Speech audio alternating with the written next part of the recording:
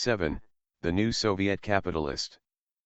The director of a contemporary Soviet industrial enterprise is, thus, the effective owner of the means of production, other than natural resources, of the enterprise and has full legal responsibility for their operation.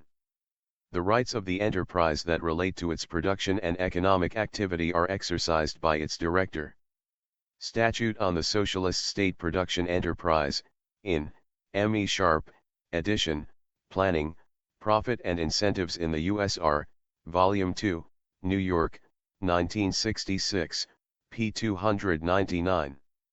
The industrial managers bear full responsibility for the production sectors entrusted to them by the state. This responsibility, the role of one-man management in production, is becoming especially important now. A.N. Kosygin, on improving industrial management, perfecting planning, and enhancing economic incentives in industrial production, in Ibid, p. 42. And since this responsibility is primarily to ensure that the enterprise under his control makes the maximum possible rate of profit, he, in Marx's words, becomes a capitalist. The expansion of value becomes his subjective aim. He functions as a capitalist, that is, as capital personified and endowed with a consciousness and a will. K. Marx, Capital, Volume 1, London, 1974, p. 151.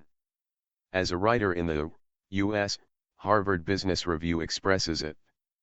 Many Soviet managers would fit into any corporate hierarchy in the United States and do exceptionally well. M.I. Goldman, More Heat in the Soviet Hothouse, in Harvard Business Review, Volume 49, Number 4, July/August 1971, p. 15. Significantly, in the propaganda campaign preceding and associated with the economic reform, the demand was put forward for the establishment in the Soviet Union of a network of business schools for the training of executives, modeled on that attached to Harvard University in the USA. Harvard University, USA, has a school for business executives, training personnel for 300 concerns. There is no special training for managerial personnel in the USSR. It is high time to tackle this problem seriously.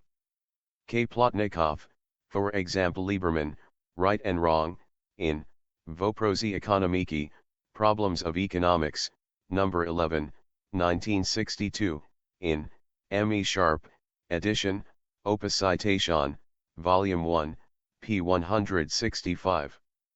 In February 1971 the Institute of Management of the National Economy, attached to the State Committee for Science and Technology, was opened in Moscow as the first business school. Z. Katz, the Nakalnik, executive, class in the USSR, Cambridge, USA, 1973, p. 25.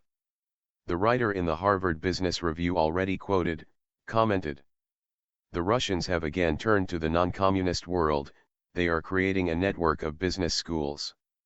M.I. Goldman, Ibid, p. 15. The director of a Soviet industrial enterprise differs from his counterpart in private industry in Britain, the managing director of an industrial company, in that 1.